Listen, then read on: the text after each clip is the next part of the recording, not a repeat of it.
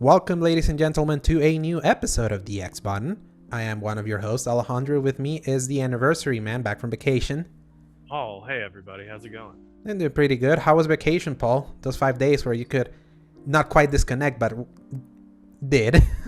It was wonderful because I went out to Destin, and in November you would think that would be a very different approach, and it was, because there was like nobody there, and it was quiet, it was peaceful, the water was really cold, but you could sit on the beach, read a book, hang out.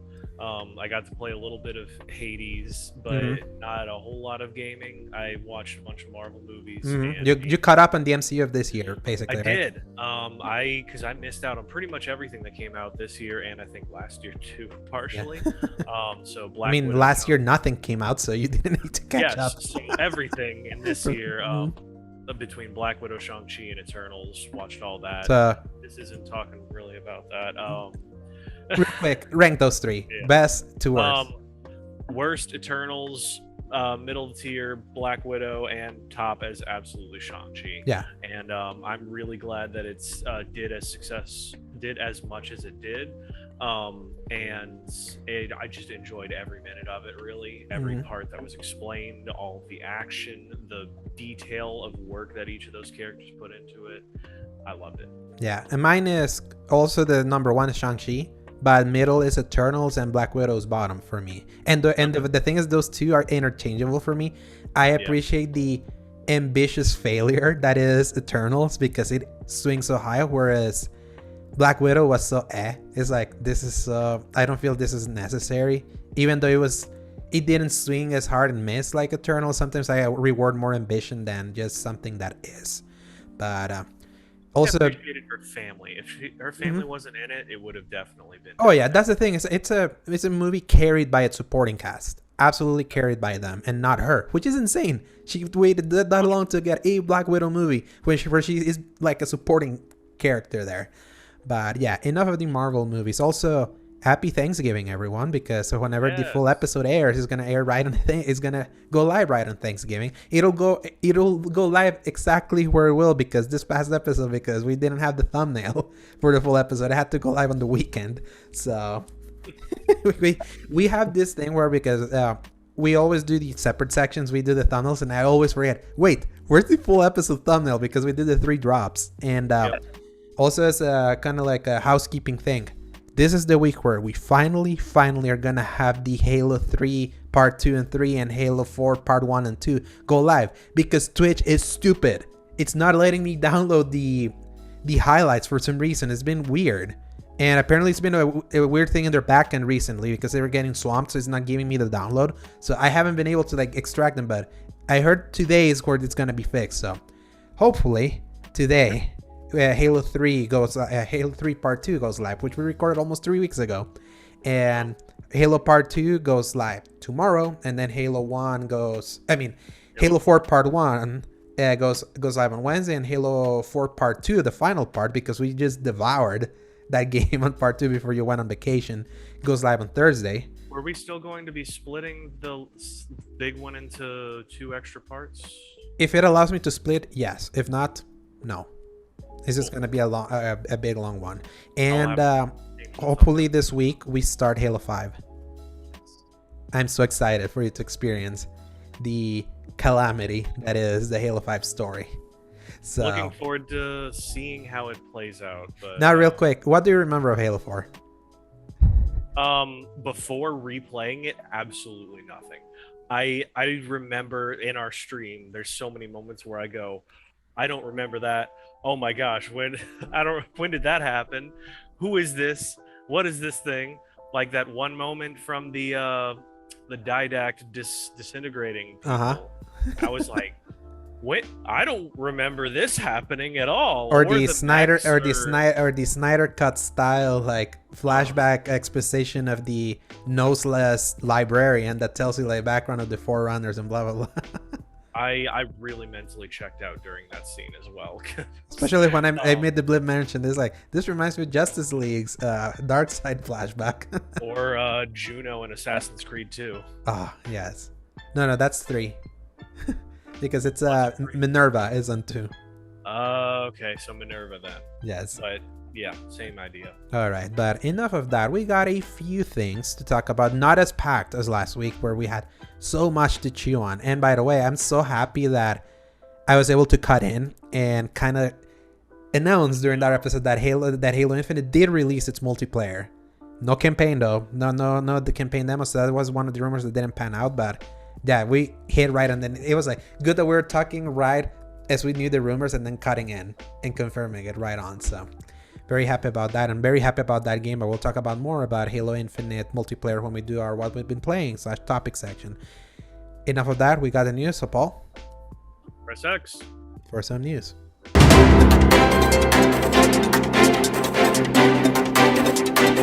All right. So Paul, earlier it was back in July where this story kind of broke and has been just getting worse and worse. We've been talking about Activision Blizzard being sued by the state of California over the frat culture and very bad things happening within that company that have been unearthed by people that investigated over years. And then it seemed that it had been dying down a little bit because they were getting close to maybe settling with some of the lawsuits, or you know how things sometimes they burn and then they just develop in the background. Yep. Well, the Wall Street Journal said not so fast, because they were also doing their own investigation, and number one, the Wall Street Journal released a scathing expose about Activision Blizzard CEO Bobby Kotick this past week, citing that he actually was aware of some of the impropriety happening within his company, which is notable because he said to his investors / board members that he wasn't aware of such things happening, and even went as far as intervening in behalf of one of his employees that was recommended to be fired by HR due to sexual harassment, and instead was put into rehabilitation because he was the head of the Black Ops team. By the way, this guy actually resigned before this article came out.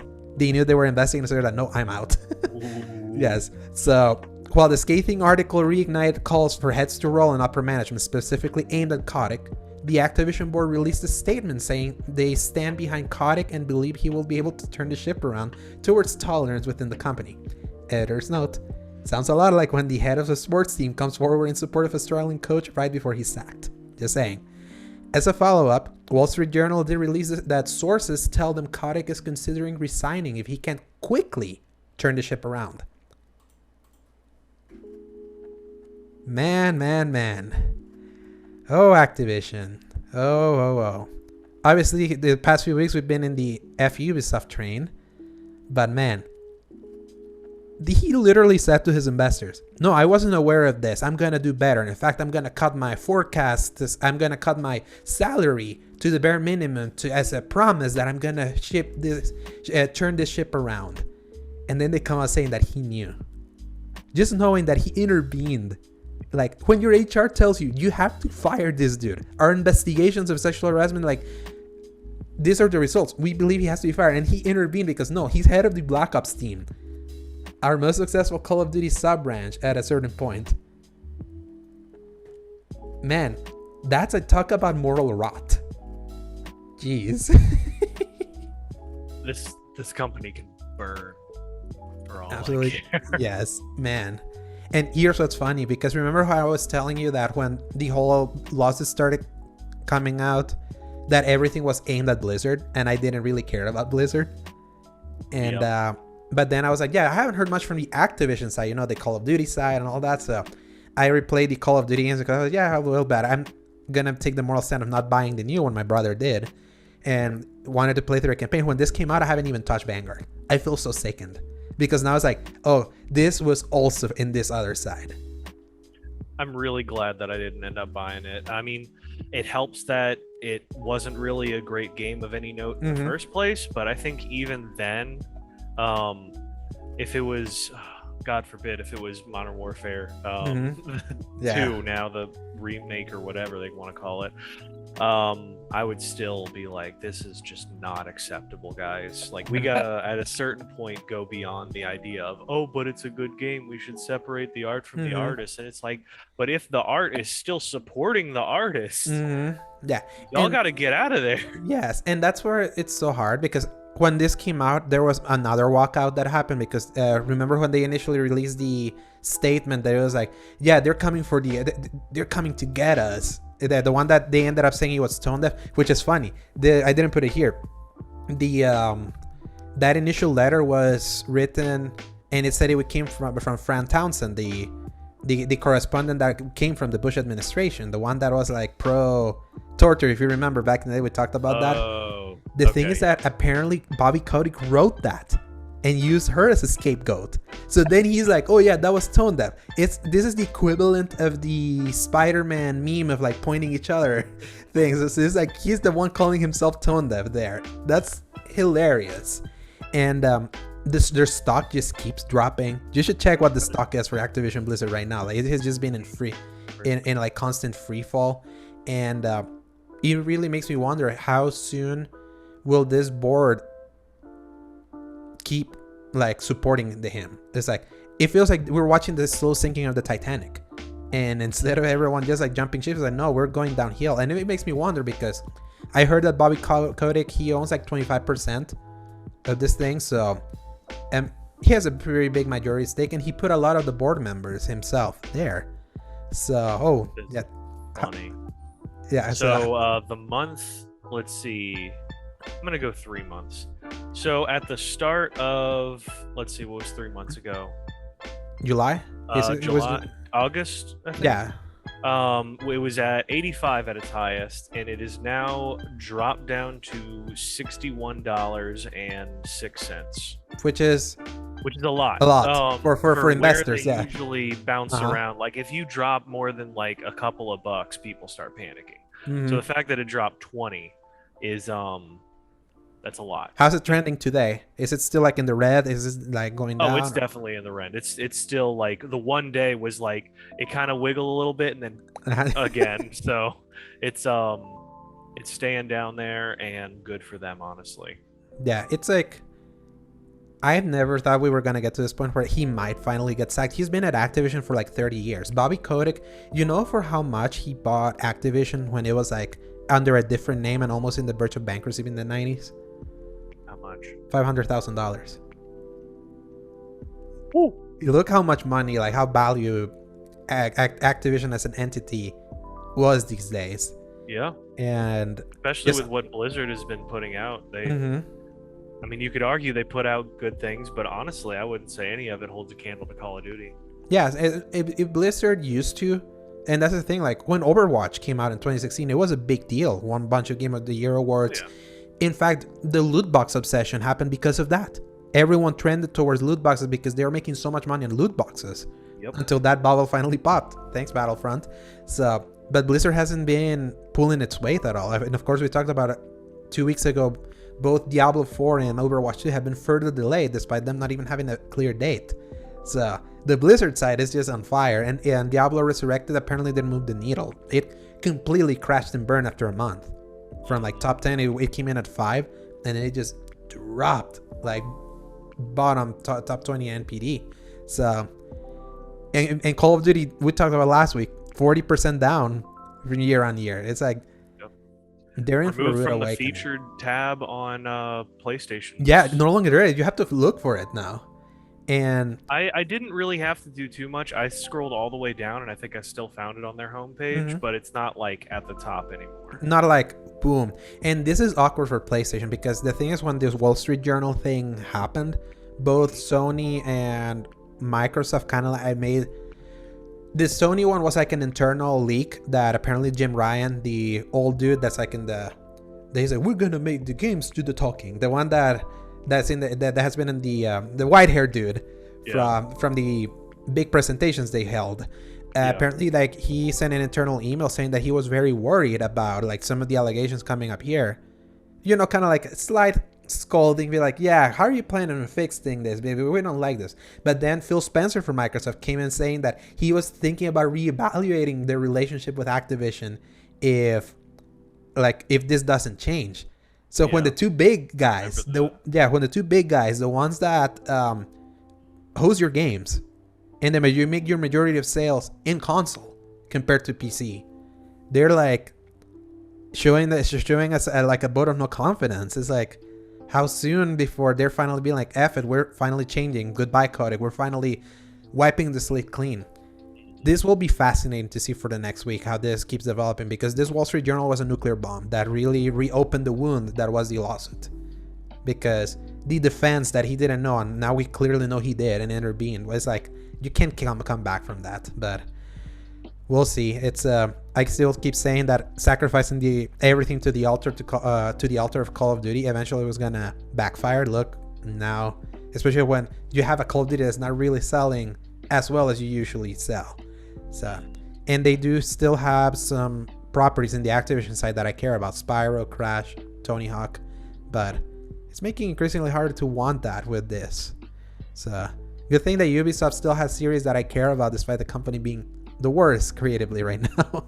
But yeah, it's funny because remember, Ubisoft was the one that got ravaged by sexual impropriety claims, and they cleaned house last year. But that has been kind of yeah, it has been cleaned out. Yeah, and they're no longer talked about that. Yeah, right now everyone that talks about it is just how creatively bankrupt they seem. So enough of that. Number 2, the Game Awards, which aired on December 9th, 2021, has finally released their list of nominees for the 2021 edition of the show. Amongst many categories, and I tell you, there's so many, I'm not even going to read them. The important one is the nominees for Game of the Year, which includes Deathloop, It Takes Two, Metroid Dread, Psychonauts 2, Ratchet & Clank Rift Apart, and Resident Evil Village. What do you think? I think it's just about lines up with everything that we talked about, honestly. Mm-hmm. The only one that I kind of forgot about was Psychonauts 2, admittedly. All the rest were like, oh yeah, absolutely, that'll definitely show up there. And honestly, I'm so glad to see that it's such a range of genres. Oh, yes. It is everything from 2D platformer, first person, whatever Deathloop is, honestly. It's a shooter. It's a first-person shooter. Yeah. Yeah. First-person shooter, and then you got Ratchet and Clank, third-person. That's almost not really a platformer, but it's like a platformer shooter sort of thing, hybrid. Return of the platformers, I guess. And then, of course, Resident Evil Village being a first-person, but mostly horror, with that shooter flair. And I don't know which one of these is going to take it home, honestly. That's what's so exciting about it. This reminds me of 2019. Yeah. The year that had Super Smash. What was out then? They nominated Super Smash Bros. Ultimate because it came out in December. And the thing with the Game Awards, this is one of the things that I have a big problem with the Game Awards, is that sometimes the categories snub what comes out in November and December sometimes, because they have to have like a nomination because it takes them so long to make the packages and everything for the show. That happens in December, and for some reason he just doesn't want to do it in January, which is usually when we get the Oscars or the Golden Globes. If you notice, that always happens early in the year to kind of take into full account the previous year. Notably, in 2019, Jedi Fallen Order missed out on being in the Game of the Year nominees because it came out the day, November 15th, which was the cutoff date of that year. Ooh. Which sucked. And then, of course, the next year with a category filled with games like Ghost of Tsushima, Last of Us Part 2, Ori, Doom Eternal, and I don't remember whatever else was nominated for 2020, which were bigger bangers. Jedi Fallen Order was not gonna stand there compared to when it stood out in the previous year. So in 2019, it was Super Smash Bros. Ultimate, Resident Evil 2 Remake, Death Stranding, Sekiro, and Control. And another one that I don't remember much, but Sekiro won. Which, not my pick. I mean, I liked Sekiro a lot, and it perfected the Souls style of gameplay with its animations and tight combat, because it wasn't as much about like the invincibility frames of dodging. It was about just getting that perfect timing to deflect, and it made it look a lot more spectacular, especially for gameplay watches. One of my favorite game playthroughs of all time was one of the people that I watch on YouTube going through Sekiro and just watching it like a movie. Ooh. As he put like a little background music on like the triumphant moments of it and just getting those perfect shots. It was so fun to watch. The pairing of that game is very satisfying. I will give it that. It's just the too damn hard. Makes. Ooh. And I agree, that is one of the biggest problems, and I mean we've talked about that separately on other moments, but I truly wish more people could play something like Sekiro because it is so fun, honestly. I would say it's funny that we got Jedi Fallen Order the same year, because that was basically, it's so funny that it was so similar to Sekiro, despite the game having been in development for a bit, and everyone be like, if Sekiro is too hard for you, Jedi Fallen Order, despite being a hard game, it has an easy mode, and it can kind of give you an idea of how to do the parries and all that. And that's always been my thing with Fallen Order. We talked about it, I think it was last week when we heard the new senior combat designer that joined. Yeah. Jedi Fallen Order is a game I absolutely love, but I am aware that it's so unrefined. It has so many problems. It really does make sense, because when you put it up next to Sekiro, it's night and day, because they feel like they're two different games that came out in different amounts of years, because oh my gosh, Sekiro is like perfect in every way, on like the facial look of everything, the story, the just polish, and Jedi Fallen Order is like, especially looking at those faces, man. Yes. I keep bringing it up, but whenever they stop giving me nightmares, I will stop talking about it. Exactly. But yes, just to step away from it, I think this is another one of those years where it's like anything could win, and whatever does win, it'll feel like it deserved it, because each of these. Which one do you want it to win? Like, if it was you, like, I would want this one to win. If I'm gonna be biased, I want either Deathloop or Resident Evil Village to win, because Resident Evil Village definitely had like some of the most gameplay that I played out of a new game this year, and Deathloop. You beat it twice, like almost immediately. 3 times. Yes. And then I decided I had to delete it because I needed space on my PS5 for everything else to play. And I was like, I guess I've played enough of it, but like if it was still on there, I would still be playing it to at least finish through that third playthrough. For Deathloop, I feel like it still got snubbed in the commercial department of like people kind of played it, or they didn't give it enough of a shot, or they just didn't try it. And I feel like if sale it does drop. win, I know, exactly. We were talking about that on the chat. But if it wins, then way more people every time always jump in and try that. The other sleeper wild card would be It Takes Two, because not enough people played it, and I feel like a lot of people should. And I think it was a really great style of game, and it's perfecting that art of 2D, not 2D, 2-player, single player-ish. Yeah. Heavy story. There it is. Here's what's funny, and I'm gonna ask you because I think It Takes Two is on Game Pass. If you can download it, so I can kind of play through it. It Takes Two is the only one of these games that I haven't played, and I feel it based on the chatter I've seen from the people that nominate these things, because these are voted by media and influencers, like some of the big, like, think Alana Pierce, like that kind of influencer. They give their nominees for this. And just based on the chatter, it seems that a lot of people are championing It Takes Two, which warms my soul, because it's such a unique game compared to these other ones. Exactly. And that's the thing, like, I love Metroid Dread. I've talked about it. I kind of don't want Metroid Dread to win just to troll PJ.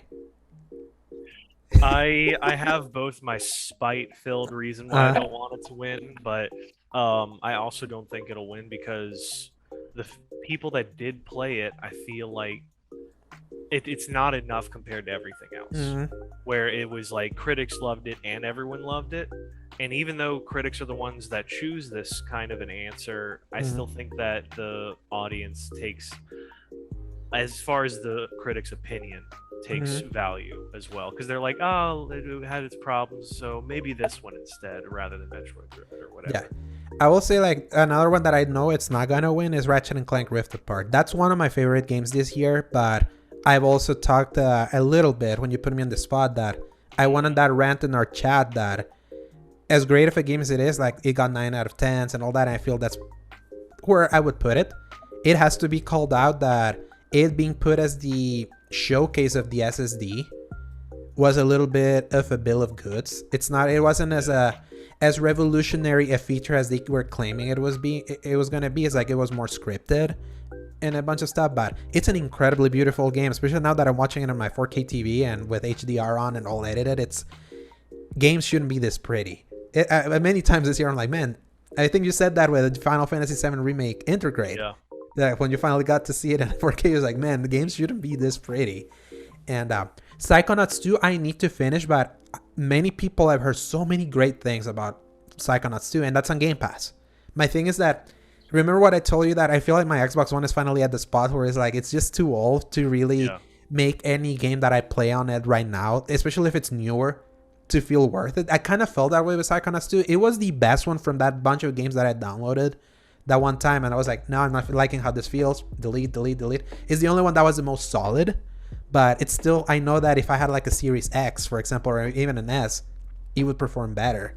So even though I think I have Game Pass on PC, maybe I'll play it there, because I have a really good PC for it, like I told with Forza Horizon. Which, by the way, a lot of people, calamity online that Forza Horizon wasn't nominated here, especially because a lot of people are like, well, the Forza Horizon not released on time, right on time, because it came out on like November 5th. So it's like, was that too late? But it's like, no, because Forza Horizon is nominated in other categories that it's not Game of the Year. And I tell you, Forza Horizon 5 is the best reviewed game this year. So why in the heck is it not nominated here? Hot take, I would be okay with either Deathloop or Rift Apart being removed. Yes. I would even say remove Rift Apart. I love that game, but I would say, like, I think Forza Horizon is just more deserving. It's just so solid. Such a great racing. I'm not a racing guy, and I'm championing that game. Exactly. That's the thing, because people that aren't into big racing games are still loving this. Like, all of my friends that I play Siege and Battlefield and all that stuff with, they're like, oh, dude, like, have y'all played Forza Horizon 5? Because this game's really fun. And it makes my heart so warm, because they're usually very big, cynical people. Especially towards a racer. Yes. And that's such like there's little amount of crossover in a game like that. So I'm just really glad that it's happening. I'm glad that I know that at least in individual, because that's the thing, like, the Game Awards is not the Game of the Year that really matters. Which is nice. The Game Awards is the one that sets the tone and at least gives you an idea of where individual outlets are going to go. The one that has really prestige in the Game Awards is the DICE Awards and the BAFTA Awards. The DICE Awards. I remember the BAFTA. Yeah, the BAFTA is over in Britain. That happens like in March, because it has like a really prestige. It's look at the games in a more prestige way, and DICE Awards are developer voted, so the peers vote for each. So it's like you know that everyone that votes for a game, it comes from like authoritative perspective, which is developers. When do those come out? That's on February. DICE is on Okay, so February. that actually follows up with what you were saying about how some award shows like that should wait until after the year's over. Now the question is, were those? Does that mean that something like Halo Infinite would be nominated for it? It could. We'll see. Like that in those, it could. Yeah. It wouldn't be guaranteed, but I'm just saying, like, there's no cutoff until like the end of that year, as opposed to the Game Awards. Yes, and the Game Awards is because that's the ones that nominate this are select people from big outlets, the IGNs, the GameSpots, the Polygons, the Game Informers, plus the influencers like the Kinda Funnies and all of that. They're the ones that all collectively together put the nominees here. It at least gives you the notion of what you're gonna see win Game of the Year from each outlet as the month of December goes through. So Game Awards is a nice beginning, and because it's so public, I think the only thing that makes a Game Awards so big compared to individual Game of the Year wins is the fact that a lot of people that maybe don't read IGNs and all of that, they watch the Game Awards. A lot of people watch Game Awards. Has a huge viewership, and you could argue that it's because of all the announcements, but at the same time, like, it at least puts it into your mind of like, oh, that thing won Game of the Year in this show. So yeah, something to notice there. And for me, I hope It Takes Two wins it, just based on everything that I've heard, because it seems the more unique out of all of this. And I hope to God Metroid Dread doesn't win it, just to see just to spite PJ, because I love spiting him. We know he doesn't actually watch this anyway. Exactly. So just to spite him, because he's so up that game's ass that sometimes it can get really annoying. It's great. It's a great. Go look at our Metroid Dread chat. It's fun. Yes, it's a great game. I'm not gonna deny it, but it's like, it's not this superlative thing. It's a really great 9 out of 10 for me. 7 out of 10 for you. So number 3, delays, Paul. It's still happening. Yep. The good thing they're happening around the time that we said they were gonna happen. So The Saints Row reimagining has been officially delayed. Originally slated to release on February 25th, it's been pushed all the way to August 2022, citing the need for more time to get it right. Editorial note, but you can read between the lines that it absolutely needed to get the heck out of the February bloodbath, especially when Elden Ring got put in that date after it got pushed from January. In other date shifts, Sifu, the one you're looking forward to, actually moved up. Originally scheduled to release on February 22nd, 2022, the day that Destiny 2 The Witch Queen was going to come out, and that was going to be my focus, so Sifu was dead to me at that point. And now officially releasing on February 8th. I'm happy. At least for that. I picture, as you were writing or reading this to me, I pictured the opening scene of the Hunger Games when they actually hit the button and it begins. I want people to superimpose all of the game names over each of the players as they rip each other apart and stab each other to death and everything. And then you see something like Sifu as Katniss that like ducks out the side immediately, because it's just looking more and more like absolute chaos, and anything that stays in there that's not either going to immediately make waves or is not the biggest hitter is going to be swamped. And any game developer that's worth anything needs to know that and needs to get the heck out of it. I will accept any delays that gets them out of that point because it'll give them more of an option. Yeah, like you don't even go into March. March is also equally packed. Just the February March thing. Go to April or beyond. Yes, at least. And the thing is that if you're able to, if your game is basically ready and or in pretty decent shape to release, move it up. Oh yeah, January that's the ideal. Yeah, like January, like for example, Rainbow Six Extraction, it finally has a late January release, and it actually cut its price. It's now a $40 game instead of a $60 game. Forgot about I saw that this morning and I wanted to say something about it, but I'll let you finish your thought first. Yeah, so like for example, now January is all Rainbow Six Extraction now. They got that. So like for example, Horizon Forbidden West has a February 18, 2022 release date. If it's ready, move it up. Like if it actually can be released, just move it up a little bit and let the bloodbath happen over there. Just like for example, I know a lot of people, there's a Venn diagram of people that want to play Horizon that also want to play Elden Ring. Those games are literally 1 week apart, so I would say it would behoove Horizon to maybe move up a little bit so it can give people 2 weeks to really sink their teeth in, enjoy it, and then move it over to Elden Ring, which had their tech test that I signed up for and didn't get picked up. Sad panda. You tried. I tried. And a lot of praise for that game. So Souls games now have that. Ever since Sekiro was like a Game of the Year contender that actually won Game Awards and other places, you know that From Software Souls-like is a big deal now. So it is. It's mainstream. It's not niche anymore. Back when I picked up Dark Souls 1 on the 360, pre-owned at a GameStop for like $15 or something, and now it's like the thing to copy and replicate all over the place. Exactly. So yeah, it's I would hope more people, if they see the opportunity, just move up. Even Dying Light, like that's on February 4th. Oh, that's true. They should move up to January, back to where Dying Light 1 became big in a January release. The only reason that they did well is because there's literally nothing else to buy. That's exactly why I bought it and ended up championing it for several years. And now it's like, I feel like it's still kind of too little too late, but we'll see. I mean, it'll do something. And the back on Rainbow Six Extraction, just to mention it before we move on, I think it's really funny that they lowered their price, because I watched the YouTube video it was like an ad that popped up before my video that I was watching, and they were like, all right, it was like a Billy Mays thing where he was like, oh, but there's more. Not only did we drop it by like $20 to $39.99, but if you pre-order now, you get this pack with all these skins and the weapon skins as well. And you also get two special coupons to play with two extra friends for 14 days. Yes. I was like,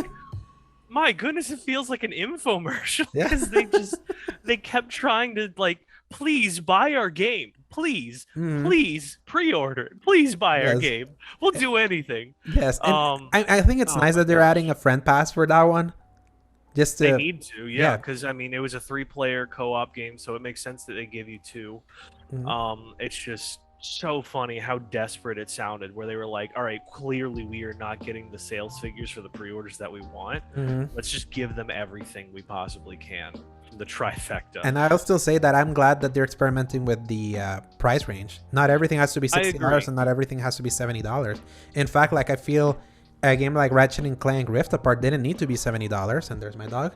No. It's okay. Yes. And Returnal, another snub from the Game of the Year awards. Again, that a lot of people championed this year.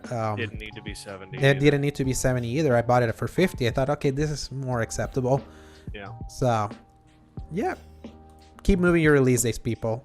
Consider consider everyone's wallets, or if not, Here is a lot of days. Yes. You can find another one. there's 9 months ahead in 2022. No one knows release dates yet, so you have April and May there. You can fill that up. So, but a lot of these people have their financials by March, so they gotta release it by then. That's a problem. So, unless you just want to take that hit with investors. True. Number 4, MultiVersus. The WB take on the Smash Bros. Series has been officially revealed, scheduled to be released in 2022 as a free-to-play game on all consoles except Switch. Did you watch the reveal trailer of that? Did. The 4-minute everyone explaining. Yeah, what were you gonna say? I want to say that's how you do it. That's a good way to like engender goodwill about your product, and especially on the heels of the Nickelodeon All-Star Brawler that is so clowned on because it was so cheaply made that didn't even have the voices. Well, I was listening to one of the guys, Maximilian Dude, and he does daily fighting game videos. So he was like really in-depth knowledge about this stuff. And so he was talking about how the choice, especially for getting such top name actors for like Kevin Conroy and the actual voice of Shaggy from the live action, like that would have taken time and money. So like it wasn't necessarily a response to Nickelodeon's thing. But what I loved was how he mentioned that the gameplay was slowed down, is his theory, because they want you to get an idea of what everything's going on, because he went back and played it like plus like 1.25 speed, and it looked like a normal fighting game again. So the one criticism people were saying is like it feels slow, it feels like they're like in soup almost moving around, but apparently it's going to be a much quicker game as well. And just the fact that WB has so many options for this game, and all of the stuff that they're doing with this freaking Ultra Instinct Shaggy showing up as the meme, beating Superman. They can throw up anything in this game and people are going to go nuts for it for years. I appreciate polish it. Yeah, I appreciate the art style also. It seems like they found like a middle ground to make all these disparate properties kind of make sense within this game. Oh yeah. Like I believe Bugs Bunny is in the same place as Batman. I believe Arya Stark is in the same place as Superman. And also yes. Gandalf was originally leaked. It wasn't in this roster, so it's obviously gonna happen. Like, I mean, yeah. Yes, and the fact that it's free to play, it's such a great way of getting people in. Now everyone will gonna see, because PlayStation All Stars Battle Royale, when it came out in 2012, a lot of people are like, "Oh, this is Smash Clone and not all of that." And this seems like before its time. Yeah, they should have waited until now. They absolutely should have waited. This is the time now. I think if they did one now, they would crush it. I don't think they won, because the first one failed for them so hard and that's Sony. When something fails for them, they don't do it again. Well, so, like you said though, or we talked about it before, they didn't have the right mascots for that, but now they have any amount that they can pick from, because they've reinvigorated old series and they've created new ones that you have more than you can just rely on something like Big Daddy from BioShock. Or Dante from DMC that hadn't even come out when that game came out. Oh my gosh, don't even get me started on that one. But it felt more like a marketing vehicle than a celebration. That was a problem with how they started filling up that roster, not even having Cloud or Crash Bandicoot or Tomb Raider, things that were intrinsic to PlayStation. So that's what that failed. And obviously this is gonna be free to play. They kept mentioning that this game's gonna have dedicated servers or something that they're gonna do with their netcode that it's basically you making a list to appeal to the fighting community of things. I was like, yes, they get it, because obviously Smash Online is not the best, because Switch Online is not the best, and it's hilarious that it's not gonna be on Switch, which maybe it will later, but I wonder if they've thought, if we're in the system that has Smash Bros, people are gonna see this game and be like, why don't we just get Smash Bros? Speaking of fighting game reveals, Alejandro, did you hear about the fighting game that got revealed that's in the universe of League of Legends? Was it a fighting game? Because I know there's a turn-based RPG. No, there's a 2D fighting game in the style of like the Arc System Works, Guilty Dragon Gear? Ball Fighters and Guilty Gear that just got revealed. They did like a 4-minute behind-the-scenes image of it. Look that up eventually, and it looks really clean. Same system of like they really want to appeal to that big fighting game community, but like really have it so that anybody can pick it up and enjoy a nice, really colorful action game that it's just fighting games are eating good right now, and the people that like them are eating equally so. And now they mentioned League of Legends, like I'm shocked how they are finally diversifying themselves other than just that stupid MOBA. Like Arcane, the Netflix thing, I've heard so many good things about it. I haven't seen it yet. Me neither. But yeah, I will. I want to watch it now because I was out of town when it came out, I think, and I didn't have the opportunity to. But people are realizing that stylized CG is like the way to go, because like you have Castlevania where it kind of hit a wall with a lot of people because they're like, oh, it's anime style, and for whatever reason that's like such a stigma. But then you put it in CG as stylized as you want, and people will eat it up. And it's apparently fantastically animated, and the turn-based RPG and this bunch of stuff that they're releasing. I'm like, yes, do that. Take a universe that's been like known for one thing and diverse. I think even Valorant was kind of League of Legends adjacent in a way. It was trying to do something like that. Yeah. So, that's good. So, number 5, a PSA. This is quick. Black Friday sales are officially out with many big recent games. Far Cry 6, Guardians of the Galaxy, Deathloop, to mention a few. There's many. All retailing around $40 or even $30. So if you've been looking for sales, definitely check them out. By the way, like this is the time. This is the time. By the way, Spider-Man releases in Marvel's Avengers next week, and the game is $16.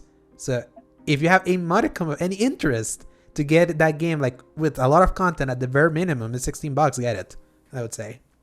What are you gonna get, Paul? I'm probably gonna end up getting Guardians of the Galaxy. I'm putting it off a little bit. I just spoke actually with my wife about the whole Christmas gift problem that I was having with myself, and it turns out I had only told her about it. She hasn't told anyone else, so I'm in the clear for if I want to get anything that's deeply on sale, and wait to get some other things. Just keep in mind, this sale goes all the way to November 29th, so if you want to get something of this, definitely get it now. This is as cheap as it's gonna get right now. I took the plunge and got Far Cry 6 against my own will, and Demon's Souls that I have been wanting to get, but I was like, I don't want to spend $70 in this. I got it for $40. That was very, very good idea. I think. So, final story. Rockstar apologized for the quality of the Grand Theft Auto: The Trilogy Definitive Edition, and the brunt of their apology is aimed at the PC community, where the game had to be janked out of their launcher. And the make good they're giving that community is the relisting of the old versions of the games. And if you purchase the demaster, as I like calling it, you get those for free. No news about if they'll release the console ones.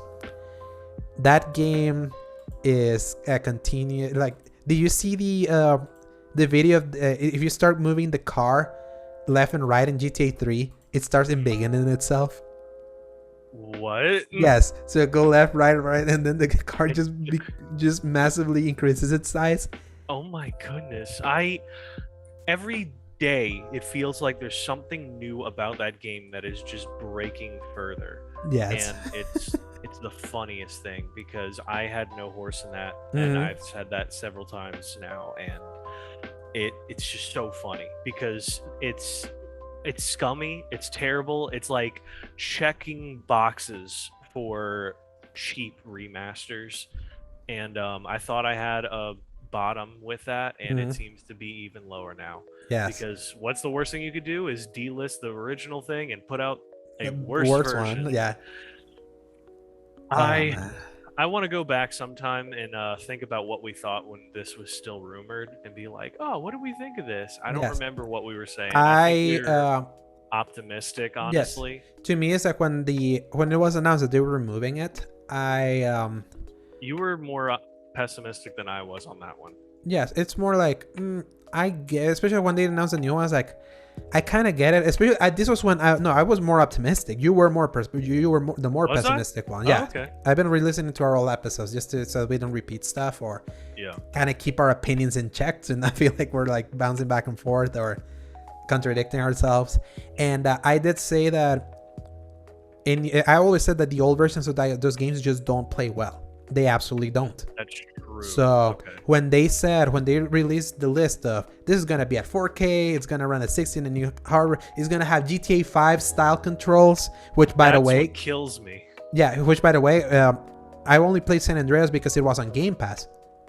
It's the GTA 5 control scheme, but it's still the same type of aiming. It's just locked on. There's like no single aiming. It's just they overimpose the GTA 5 control scheme over the feel of that game, and those games don't feel good, but at the very least they control better. The problem is that everything else is so foobar that it's insanity that they charged as much as they did.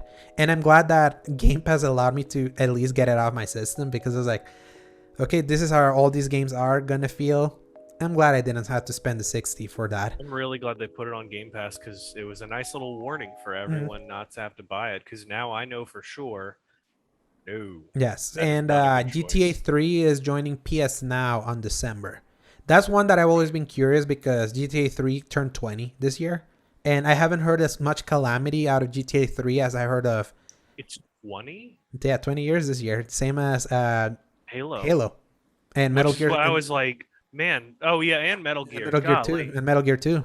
It's Metal Gear Solid 2. Speaking of which, you remember that thing that I retweeted about the spiritual successor to Metal Gear Solid? I screamed when I saw that video. So I was like, good. I cannot believe someone is doing it. An actual like Metal Gear Solid 1, 2 style stealth game. And I think it's on Steam. I don't know if it's on console, but if that thing hits console, I'm getting it, because I need that kind of stealth, tactical stealth fix in my life. You looking it up? I don't remember what it was called, honestly. Just look at your tweets. Was that what it was called? Yeah, just look at your tweets. Yeah, I gotta go back and find all that nonsense, because who knows. But man, I say important things while I go find it. Yes, I'm glad Rockstar at the very least is not so high and mighty that they're like, whatever, it is what it is. But for a company that's so focused on quality, undetected. Yeah, it's listed on Steam. I don't know when it's supposed to show up. It's on wish list on Steam. Someday it will, and then someday it will release on console. So I'm definitely keeping an eye on that. Rockstar, the bastion of quality, Rockstar, the bastion of quality. Recently, I'm saving I was gonna mention this when we got to what we've been playing. I reinstalled and I'm replaying Red Dead 2 also. Yeah. Because I wanted to tell us those thoughts. Yes, because I has been with that 4K TV that I got. I've just been like, what does this game look like in 4K? I don't think I did, and my God. And just been replaying that. I think it made me reappreciate Red Dead 2 more after playing GT San Andreas on Game Pass, because I was like, man, this is a mightily polished video game compared to that. So real quick, how far are you in that? I'm still in chapter 2, which is once you get out of the snow. Yeah. Okay. Because I would say the game starts off phenomenal through like the first 3 chapters, even maybe into 4, but then 5 and 6 it just. Chapter 5 is the one that I'm dreading, because that's the island. Yeah. And then chapter 6 is the end of Arthur Morgan before the 10-hour epilogue where you play as John Marston. Right. So, which I appreciate in some ways, but it was like I don't know if he really needed to do that, guys. Yes, and that's the thing. That's a game that is like, it could have been much shorter. They just made a lot of game. That's the thing. I feel Red Dead could have made the argument that it could have come out as $100 game and it would have been worth it, because there's a lot of game, especially the level of detail and quality that screams from every pixel on that screen. That's what's insane. I've been like more appreciative of the details, like, man. And I feel I'm actually enjoying it more than I did in 2018, because in 2018 I was trying to finish it on time, and I feel that's a game that not designed for that kind of pace. You kind of have to adapt to its pace, and when you adapt to its pace, it's kind of soothing. It is. It really is. And that's what I was telling you so long. That's why I stayed with the multiplayer for so long, because you can just sit out there and look at the vistas, the mountainous ranges, the snow-capped mountains, the deserts, whatever your vibe is, even the swamps. It's just so calming. But it's just all the stuff that they. It is like clearly one of the best games ever made, and I put quotes in "made" because obviously there's some qualms to criticize. Our good old Nicky Jake, he put that on blast. Oh, yes. A little bit, especially when it comes to missions, but he when put it comes words into what I was feeling that I couldn't figure out for a while. But it's still an impressive piece of thing, and that's the thing, is that that's what Rockstar was for me, and it's so sad that this trilogy not even close to representing the quality bar that they used to aim for. So, but at least they're gonna make good to the PC community. I wish they would just relist the ones on the PS2 playable on PS4 classics that you could play on PS5, just to so people can have that. Easy for them to just relist it as well. It's so easy, like, why are you waiting? Exactly. So they just want the holiday sales, and then they're gonna relist it. Oh, absolutely. I mean, it's Take-Two Interactive, so like I told you, they can be some of the most scummy companies, but because they're so removed from the limelight, you don't see the name Take-Two Interactive in like the box. You see Rockstar, you see 2K, you see those things. So they're able to kind of like be back and be scummy without really being letting everything else. Take-Two because they're always going to take 2 shots at actually releasing something. Yes. And with that, we have finished the news section of the show. If you're watching or listening to the full version, we're now officially transitioning to what have we been playing /topic. And for everyone that just watched the single news section, this is it. Paul, it's been a pleasure, and remember, people, press X to play. Not everyone. Adios.